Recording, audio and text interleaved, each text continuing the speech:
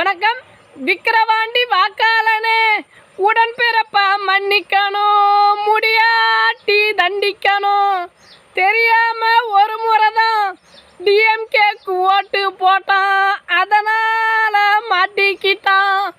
தமிழங்கூட அவனை நம்பி ஏமாந்தான், கடைசியில சுடுகாட்டுக்கு போய் சேர்ந்தான். சொன்னாக்கா ரொம்ப ரொம்ப வெக்கந்தான், சொல்லாட்டி அம்மம்மாடி குத்தந்தான். விக்கிரவாண்டி வாக்காளனே, உடன்பிறப்ப மன்னிக்கணும், முடியாட்டி தண்டிக்கணும்.